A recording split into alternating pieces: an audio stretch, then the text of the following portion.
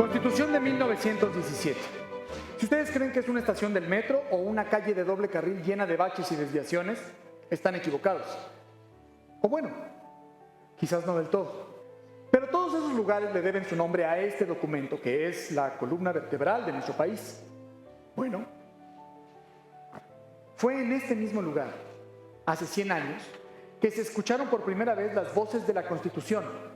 Aquí, un grupo de diputados se juntó para discutir, analizar y redactar las leyes que nos rigen a todos los mexicanos. Nuestra Carta Magna. ¿Fue fácil ponerse de acuerdo? Vamos a ver.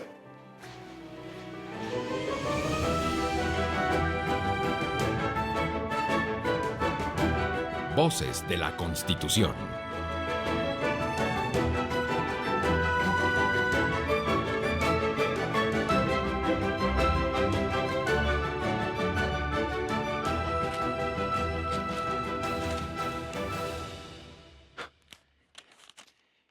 Yo no sé cómo sean ustedes para organizar, porque a mí, como se podrán dar cuenta, me cuesta organizar hasta la ropa que me voy a poner. A algunos les cuesta organizar sus pensamientos y luego meten la pata porque resulta que a la novia Susanita le dicen "Chuchita, mi amor". Y eso es porque andan de desorganizados ahí por lo oscurito. No esperamos a nadie, ¿verdad? ¿No? Voy a quitar estas sillitas. Ay, bueno, pues organizar fue algo que se tuvo que hacer para realizar el Congreso Constituyente. ¿Se imaginan un evento así, con un montón de diputados analizando tantos y tantos artículos, que un diputado dice una cosa, que el otro no está de acuerdo, que al otro ya le cayó el gordo el del bigotito que está hablando, que el pelón de adelante ya me miró feo? Eran tantas y tantas cosas las que había que afinar para que empezara a funcionar el Congreso Constituyente, y unas de esas fueron precisamente las juntas preparatorias. En estas juntas se examinaban los expedientes y las credenciales de los diputados electos para el Congreso, para ver si todo estaba en orden y si no había algún chanchullo por allí, que no se fueran a presentar dos diputados alegando haber ganado en el mismo lugar, que no hubiera carrusel, tamaliza o taquiza, etc. Pues en estas juntas previas al Congreso Constituyente, los diputados se dieron hasta con la cubeta, porque había dos grupos dominantes, que eran los radicales por un lado y los que se hacían llamar los renovadores por el otro. Bueno, pues entre estos grupos las pasiones se encendían y trataban de descontarse entre pellizcos y aplastones de callos. El chiste era que el contrario llegara cojeando o de plano no llegara al Congreso Constituyente. Para las juntas hubo reglas y la primera la lanzó como un petardo el diputado Bojorquez, un joven de 25 años, aunque algunos aseguran que tenía apenas 21. Bueno, pues él dijo: como los mexicanos somos tan impuntuales, los constituyentes tienen que dar el ejemplo de lo contrario. Así que pidió que si un diputado llegaba tarde y no estaba a la hora de pasar lista, pues tache y guarache. ¿Y qué creen? Apenas comenzadas las juntas, el diputado Reynoso, que pide la palabra, pero no para impugnar ninguna credencial, sino para protestar, porque según él... Es una verdadera infamia que nos tengan aquí sin fumar. Ruego al señor presidente que no se apegue tanto al reglamento, porque nos podremos estar 3 o 4 horas sin fumar, y muchísimos de los que estamos aquí tenemos esa costumbre. Pero lo que no sabemos es si el diputado Reynoso fumaba pipa o puro. ¿Se imaginan? Y que el presidente muy seguro que le contesta: eso ordena la ley. Y el presidente inconmovible que continúa: yo soy un gran fumador y aquí me tienen ustedes cumpliendo con la ley. Y el diputado Reynoso que le contesta muy ufano: si tenemos necesidad de fumar, yo aseguro que se irán algunas personas, se retirarán, señor presidente, y faltará quórum. Y el presidente que seguía firme: no permito que se retire nadie de aquí. En estas juntas preparatorias fueron muchas las discusiones en las que todos iban contra todos. Pero las más floridas, las más con personalidad fueron las que veremos a continuación. Comencemos con Carlos Esquerro.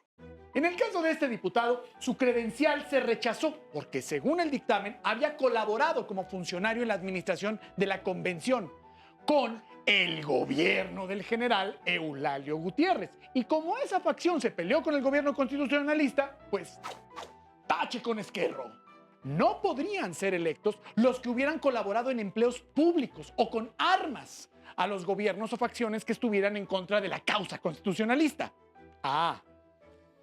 Y para esto, cuando empezaron estas juntas preparatorias, don Venustiano Carranza, que manda un telegrama al Congreso para que no desecharan las credenciales de los diputados que habían pertenecido al Congreso de la Unión después del cuartelazo de Victoriano Huerta, ya que él les había dado instrucciones para que continuaran con estos puestos y organizaran la oposición desde esa Cámara. Así que a la hora de la hora, la comisión que revisó los expedientes como que hizo caso al llamado del jefe constituyente y pidió a estos 4 diputados que no se les aplicara la prohibición del artículo 4. El primero en hablar fue Ezquerro, que salió a defenderse para que le quitaran el tache. Señores, no vengo a solicitar gracia. Quiero que se me haga justicia, que no se me deje el estigma de traidor. Ezquerro siguió en su propia defensa. Acepté el empleo de administrador del timbre en México del llamado gobierno de la convención presidido por Eulalio Gutiérrez y no fui el único equivocado que creyó que ese hombre de buena fe y reconocido revolucionario en aquel momento haría la unión revolucionaria. Y cuando me convencí de la verdadera situación, entonces mi conciencia me indicó que debía irme con los míos y así lo hice. Lo expuesto es el motivo por el que se me quiere arrojar de aquí. Ese es mi delito, señores. Yo me permitiría decir al señor Pallavicini, mi conducta como hombre público está a la vista, es conocida, no tiene ninguna nota que pueda avergonzarme. ¿Y podría el señor Pallavicini decir lo mismo? ¡Sacos! Que se va con la espada desenvainada contra Pallavicini y que entra a apoyarlo Rafael Martínez de Escobar. Este sí que era rudo. Y que dice: Pláceme expresar la íntima satisfacción y el júbilo infinito que experimento al hacer oír aquí mi palabra sencilla y modesta, pero plena de sinceridad y llena de entusiasmo, como es, como tiene que ser y como ha sido siempre a través del tiempo y del espacio. La voz de la juventud que arranca de las más profundas raíces del alma y brota persiguiendo un ideal. Y es que el diputado Martínez de Escobar, además de rudo, era poeta.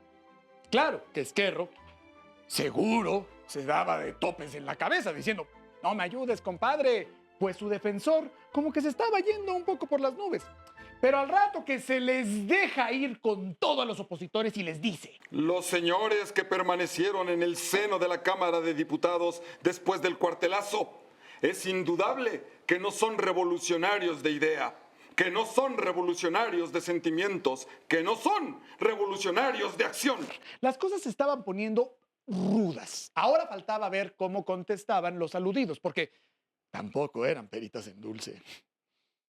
El Congreso Constituyente se instaló en la ciudad de Querétaro y dio inicio a las juntas preparatorias el 21 de noviembre de 1916. Su trabajo fue continuo hasta el 30 de noviembre en que se declaró legalmente instalado. Durante 11 juntas preparatorias, los diputados presididos por una mesa directiva e integrados en 2 comisiones revisoras se encargaron de analizar y confirmar la legalidad de las credenciales de todos los miembros del Congreso. Los requisitos para ser electo diputado eran, entre otros, tener por lo menos 25 años y ser mexicano en ejercicio de sus derechos.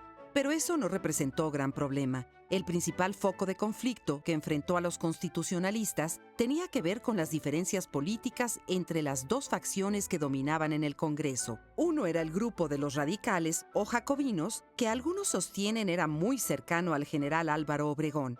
El otro grupo era el de los moderados o renovadores.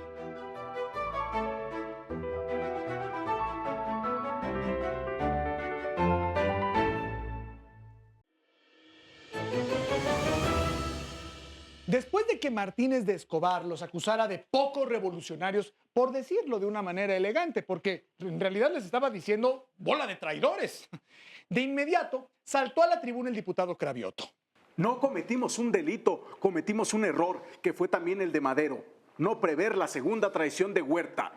Mújica trató de ayudar un poquito a Esquerro. Yo quiero que los ciudadanos que vamos a votar la nulidad o la validez de las credenciales puestas a discusión tengamos presente este criterio. Proceder con entera independencia. No porque el primer jefe haga la defensa de los diputados renovadores, nosotros vayamos a inclinarnos así, de una manera inconsciente, de una manera irreflexiva, ante el parecer de la primera jefatura. Eso sonaba como a rebelión. Era bravo el general Mújica. El panorama estaba tan complicado que Esquerro continuó luchando por salir ileso de los cocolazos y señaló: Creo que los señores de la comisión no han sido nada justicieros en su dictamen y que han obrado con una parcialidad que yo no me sé explicar. Y claro, el diputado José María Rodríguez, miembro de la comisión, se sintió herido en su amor propio y contestó: ¿Cómo quiere el señor Esquerro que la comisión vaya a dictaminar para que este Congreso Constituyente lo acepte como diputado cuando ha sido un enemigo del constitucionalismo? La Asamblea podrá aceptar al señor Esquerro, pero la comisión por ningún motivo retirará ese dictamen, porque está conforme a la ley. Primero sale de la Cámara. Como que a Esquerro le estaba llegando el agua al cuello. Pero en eso que entra al quite Manuel Herrera y que señala: Soplos de intrigas han venido a ocupar la atención respecto del señor Esquerro. Yo no lo conozco. Uf. Y ahí lo dejamos, porque bastó que dijera eso para que, de inmediato, chico, Rubén Martí, que se quita la chancleta y que empieza a pepitar. Ustedes saben que quien sale a defender a otro a quien no conoce es muy simpático. Yo no soy enemigo del señor Esquerro ni amigo. Él es un desconocido para mí. Invito al señor Esquerro a que tenga la fineza de decir a la Asamblea qué grande servicio ha prestado a la revolución, porque según los informes que tengo yo, no ha prestado ninguno. El diputado Martí resultó ser más rollo que película. Pero mientras, el diputado Esquerro no quitaba el dedo del renglón. El señor Martí o Martín, no sé cuál es su nombre, dice que no sabe cuáles son mis antecedentes políticos, que no los conoce. Y claro está que nunca podrá conocer un cubano los actos de los nacionales. Y que llega Andrés Magallón a hacer equipo con Esquerro. Señores, si algunos diputados renovadores como el señor Cravioto han sido aceptados por esta asamblea, es justo, señores, que el señor Esquerro, que no ha venido a la revolución a hacer fortuna como algunos otros que vinieron con las manos limpias y que ahora están llenos de dinero, es justo, repito, que la credencial del señor Esquerro sea aprobada. Cuando le tocó el turno al diputado José María Rodríguez, dijo: La comisión ha cumplido con su deber y por ningún motivo y bajo ningún concepto cambiará su dictamen. Y entre dimes y diretes, que el diputado Jorge von Bersen dice: La comisión no puede de ninguna manera cambiar un dictamen que es una verdad. El señor Esquerro sirvió a la convención y no sé por qué tenemos el prurito de pasar por encima de la ley. Bueno, pues al final, por votación de la Asamblea, es desechado el dictamen de la comisión revisora que negaba a Esquerro ser diputado por haber servido al gobierno de la convención. Y presenta otro dictamen donde lo acepta como miembro del Congreso Constituyente, pero deja la responsabilidad a la Cámara de violar la ley impuesta por Venustiano Carranza, o sea, la prohibición del artículo 4 de la ley electoral vigente. Así de duro se las gastaban estos constituyentes.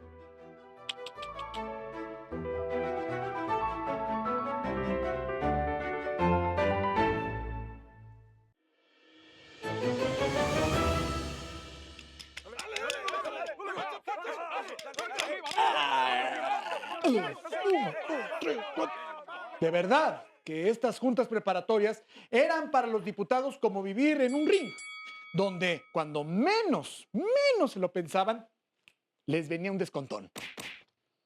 Bueno, cuando le llegó el turno al diputado Rafael Martínez de Escobar, las cosas se pusieron de peso completo. A pesar de que su credencial no fue objetada por la comisión, se armó una batalla campal entre él y Pallavicini, en la que no solo se jalaron los bigotes, se picaron los ojos, se sacaron la lengua, sino que se dijeron cosas que tal vez nunca más se volverían a decir frente a frente. El primero en tomar la palabra fue el diputado Gilberto Navarro, que empezó diciendo: El señor Martínez de Escobar fue íntimo amigo de Jorge Huerta. ¿Pruebas? El señor Natividad Macías lo sabe, tiene las pruebas. Este caballero me ha dicho que el señor Martínez de Escobar, trabajando y ejerciendo su profesión, lograba sacar de las mazmorras del Distrito Federal a los que desgraciadamente caían en las manos de los esbirros de Victoriano Huerta, mediante la retribución de 50, 100, 1000 o 2000 pesos, según la posición social del agraciado. Pero el joven Martínez de Escobar no se dejaba amedrentar tan fácil. Cuando se hiere a un hombre, sale un brote de sangre. Cuando se hiere la verdad, brota un chorro de luz. ¿Qué tal, Pero de pronto, ¡zas!, que viene el moquetazo y que le dice al diputado Navarro: Perdóneme, pero de una manera inconsciente ha venido usted a ser un instrumento ciego, vulgar del señor Pallavicini. Señor Pallavicini, ¿hasta cuándo dejará usted de cabalgar en el potro de la ignominia, de la intriga y de la calumnia? Y Pallavicini, que no quería caldo, pues que le dan 2 tazas y que sale a defenderse. Señores diputados, esta mañana tuve oportunidad de contar un cuento que disgustó profundamente al señor Martínez de Escobar, pero el cuento venía a cuento.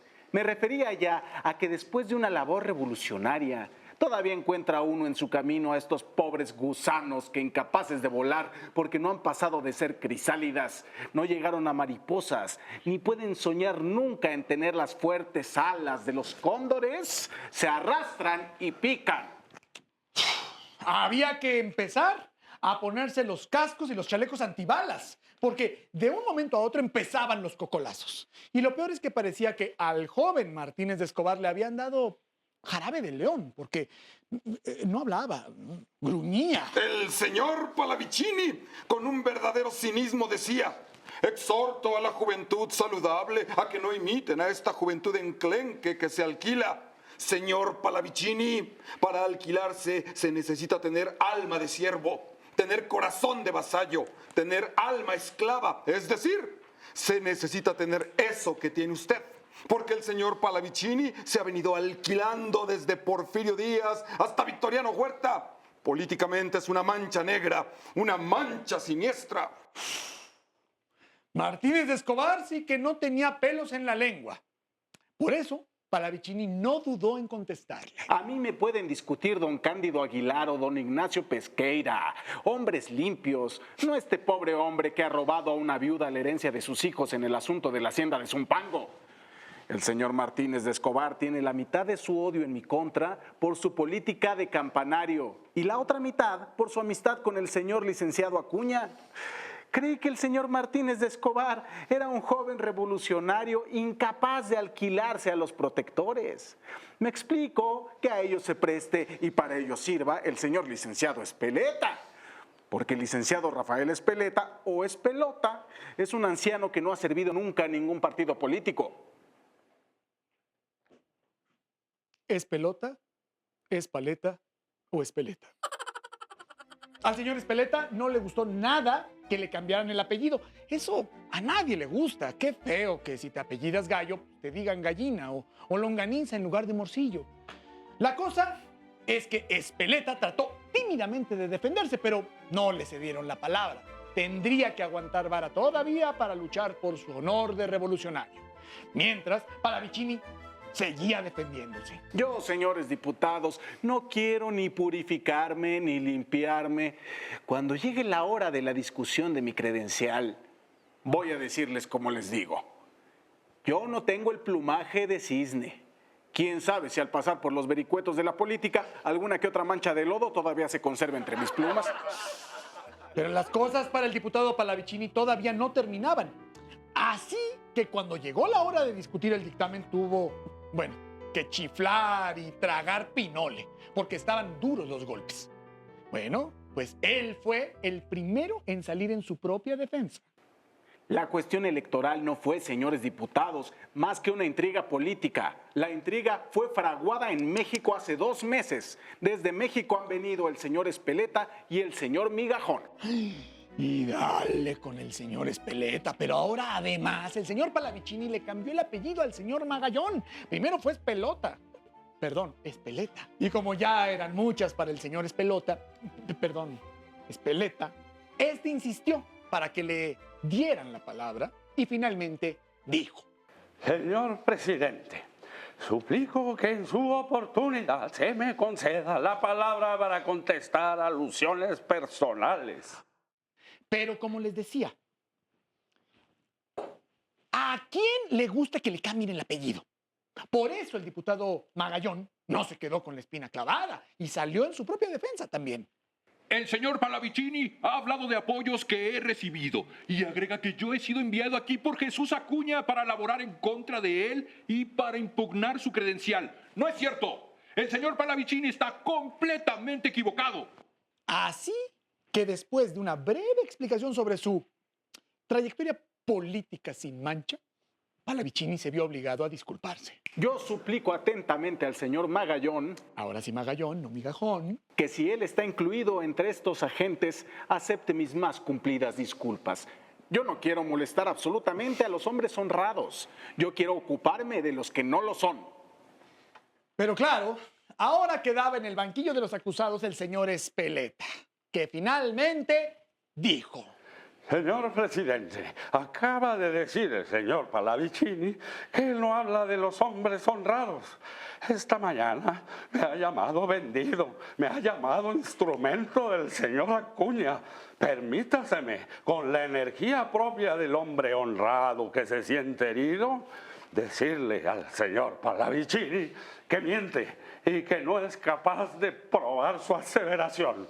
Y ni tardo ni perezoso, que toma la palabra el diputado Cándido Aguilar. Según esto, para defender a Pallavicini, pero mejor se hubiera quedado calladito porque lo que dijo fue: La intriga contra el señor Pallavicini la han tramado el licenciado Acuña y el señor Álvaro Obregón. Es una vergüenza, señores, que estemos discutiendo la credencial de un hombre que no vale mucho. Yo no sé por qué le temen al señor Pallavicini, que es un muerto político. Después de todo el jaleo, y cuando llegó a término la revisión de credenciales y el Congreso Constituyente ya estaba integrado, el diputado Cándido Aguilar llamó a la cordura. Señores diputados, vengo a proponer a la Asamblea que todos los ataques que hemos tenido se olviden. Vengo a decir que cuando ataqué al señor Aguirre Escobar, lo hice porque creí de justicia hacerlo. Vengo a decir también que el señor Aguirre Escobar es un hombre honrado. Señores diputados, ¿debemos terminar ya esa lucha de personalidades que estamos llevando a cabo? Desde mañana debemos de iniciar una obra enteramente distinta. Debemos entregarnos al trabajo de las reformas constitucionales. Propongo a los señores que se hayan atacado, que estén resentidos en estos momentos, retiren todos los insultos, todas las injurias que uno a otro se hayan hecho. Ya agárrense de las manos unos a otros conmigo. Ya lo pasado, pasado, no me interesa. El ayer. No importa que yo le haya dicho traidor, espelota o migajón. El chiste era desahogarse de tanta tensión. Y bueno, al día siguiente sería la inauguración del Congreso Constituyente. Y había que presentarse de buen humor, bañaditos, peinaditos y de gala, porque estaría presente el primer jefe constituyente, don Venustiano Carranza. Pero el diputado de la Barrera como que no estaba muy convencido. Bueno, no por lo de bañadito y peinadito, no, eso no. Así que dijo: La mayor parte de los presentes somos pobres. El reglamento dice que se deberá uno presentar como se acostumbra en estas solemnidades. Quizá muchos compañeros no tengan el famoso frac, la levita cruzada. A lo que de inmediato el presidente de la mesa respondió: Se suprime la etiqueta con toda libertad, sin etiqueta. Y así comenzó el Congreso Constituyente de 1917. Sin etiqueta.